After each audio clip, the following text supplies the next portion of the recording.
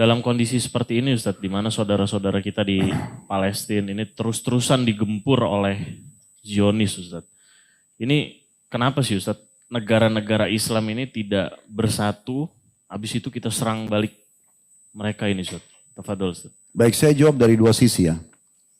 Yang pertama, siapapun yang mengaku muslim di masa sekarang bukan pilihan. Wajib membela Palestina. Bukan pilihan ini.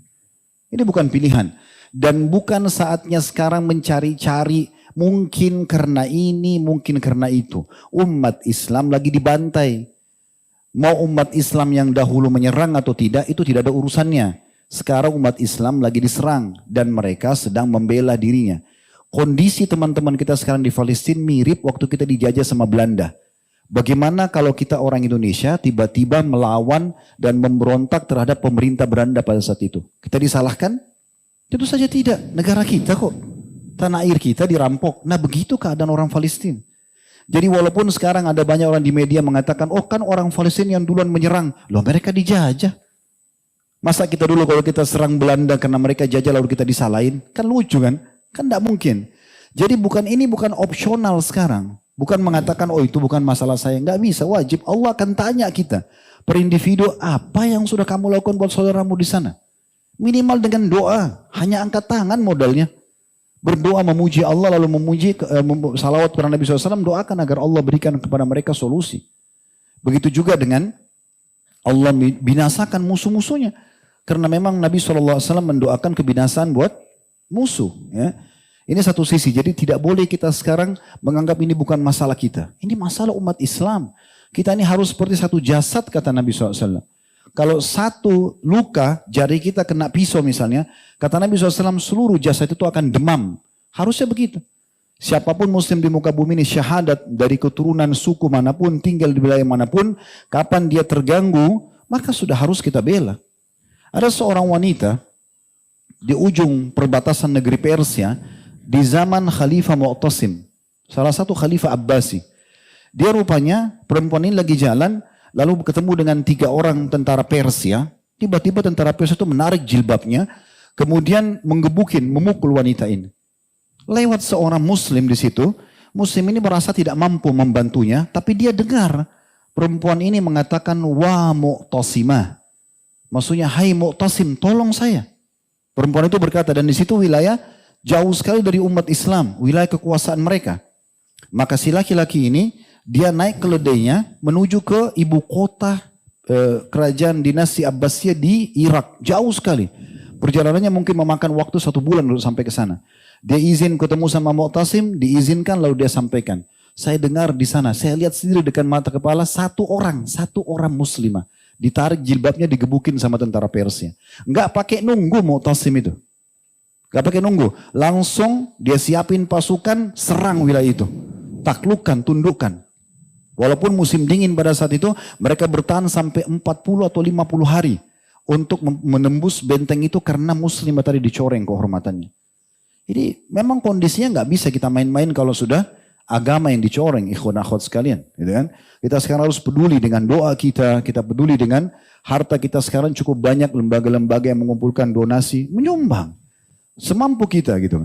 Mungkin kalau jiwa ini butuh fatwa, ya, butuh memang pemerintah kita yang mengizinkan kita untuk pergi, dibuka itu berbeda, gitu kan? Ini yang bisa kita lakukan. Ini jawaban yang pertama. Jawaban yang kedua, kalau kenapa pemimpin-pemimpin muslim tidak bersatu dan menyerang balik?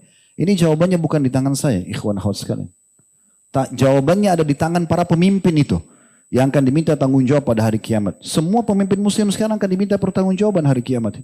Bagaimana bisa dia lihat saudaranya di sana, dia punya kekuatan militer, dia punya ekonomi, kenapa dia tidak maju? Sayangnya pemimpin kita sekarang ini beda sekali dengan Abu Bakar, beda sekali dengan Umar. Abu Bakar itu sebenarnya Nabi SAW ada 2 kelompok muncul pada saat itu. 3 kelompok malah sekaligus. Yang pertama penolak pembayar zakat. Mengaku muslim tapi mereka mengatakan sudah Rasulullah sudah meninggal. Gak ada lagi zakat. Zakat kami cuma berikan kepada Nabi. Nabi meninggal gak usah bayar zakat. Berarti rukun Islam yang ketiga mau dihapus sama mereka. Kelompok yang kedua adalah orang-orang yang murtad dari agama Islam. Mereka masuk Islam awalnya di akhir hidup Nabi SAW dengan tujuan ya mereka hanya sekedar takut saja secara politik. Karena umat Islam sudah menguasai Jazirah Arab. Mereka Muslim imannya banyak yang murtad. Kelompok ketiga munculnya Nabi palsu, Musailam al-Kadzdzab dan Aswad al-Unsi. 3 kelompok besar di Jazirah Arab yang muncul. Waktu itu kekuatan umat Islam tidak lebih daripada 20 sampai 25 ribu pasukan. Semua yang produktif. Prajurit yang produktif, sisanya orang tua sama anak-anak kecil. Apa yang terjadi? Abu Bakar langsung membentuk pasukan di awal khilafahnya beliau, lalu kemudian mengutus untuk menyelesaikan 3 perkara ini. Sampai Umar saja yang sangat tegas. Umar itu sampai mengatakan, ya Abu Bakar, kenapa? Karena Abu Bakar mengangkat Umar sebagai penasehat. Ya Abu Bakar, kenapa kita nggak kirim saja dai ke sana? Ceramain mereka, dakwahi mungkin mereka sadar. Abu Bakar dengan tegas mengatakan, saya pasti akan memerangi demi Allah seseorang yang tadinya membayarkan zakat ke masa Nabi SAW walaupun dengan tali kekangan kuda atau ikatan atau seekor domba yang pernah dibayar kepada Nabi SAW lalu mereka berhentikan. Lalu keluar pasukan tersebut. Waktu keluar pasukan, seluruh kekuatan laki-laki keluar. Tertinggal saja di Madinah itu beberapa orang tua kebanyakan dan wanita. Yang tinggal di sana Abu Bakar sama Umar sebagai khalifah dan wakilnya. Kemudian juga beberapa sahabat yang memang disuruh oleh Abu Bakar mengurus Baitul Mal, mengurus beberapa hal yang berhubungan dengan keperluan kaum muslimin. Waktu itu sempat muslimin khawatir jangan sampai Madinah diserang. Ini kosong, gak ada pasukan. Tapi ternyata dengan niat yang tulus untuk membela Islam, membela agama Allah SWT ini yang terjadi justru musuh-musuh di luar sana berpikir gak mungkin Madinah kosong.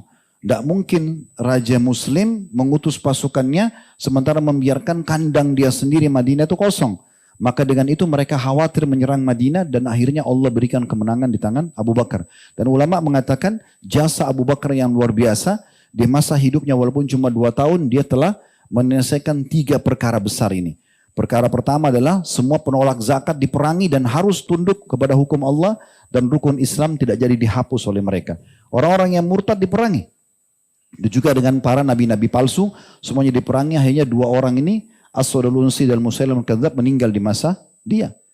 Di zaman Umar juga begitu. Di zaman Umar tidak ada satupun orang non-muslim yang berani mengganggu umat Islam. Mengganggu saja nggak mungkin. Mereka segan. Zaman Uthman, zaman Ali, semua begitu. Ini kalau pemimpinnya seperti itu. Kalau pemimpin yang zaman sekarang kita tidak tahu. Cuma memang di satu sisi teman-teman sekalian kita jangan terlalu lancang juga berlebihan dalam berbicara tentang para pemimpin muslim. Kita tidak tahu apa yang sedang terjadi.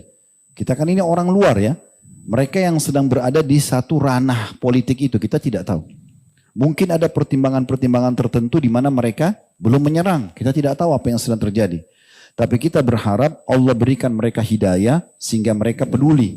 Karena di tangan mereka ada kekuatan dibandingkan kita masyarakat biasa. Jadi Allahu a'lam. Kita berharap satu waktu Allah Subhanahu wa taala satukan hati-hati para pemimpin muslim seperti kalau tidak salah beberapa hari yang lalu Muhammad bin Salman sudah mengumpulkan pemimpin-pemimpin negara Liga Arab dan juga membicarakan tentang masalah ini. Dan mereka sudah ada penekanan-penekanan untuk melakukan langkah-langkah yang menyelesaikan kasus Gaza.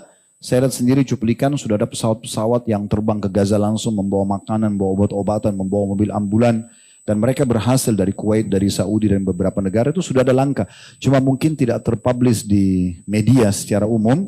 Karena memang media umumnya juga dipegang oleh orang-orang Yahudi gitu kan. Jadi memang tidak memungkinkan. Jadi kita sekarang berharap kita doakan agar Allah berikan hidayah mereka. Allah kokohkan telapak kaki mereka, Allah satukan perkataan mereka. Dan ini saya melihat momentum yang paling tepat untuk menyatukan umat Islam. Di masa selama ini selalu berselisih dalam pendapat-pendapat yang sepele, tidak diperlukan. Sekarang sudah saatnya lupain semua itu. Sekarang umat Islam lagi Allah ajak untuk bersatu. Sisi yang lain saya mau tambahkan ikhwas sekalian. Mungkin di mata sebagian orang, teman-teman kita di Palestina kesian, tertindas segala macam. Tapi kalau saya melihat dengan kacamata saya pribadi, yang saya pahami secara teori agama, justru mereka adalah orang-orang yang Allah pilih. Di saat sekarang, kalau kita lihat cuplikan-cuplikan, saya hampir setiap saat mengikuti cuplikan keadaan orang-orang di sana, mereka para ulamanya, bagaimana mereka pun tetap sholat Jumat, mereka sholat 5 waktu di masjid walaupun terjadi peperangan. Dan mereka itu terlihat sekali membahasakan Alhamdulillah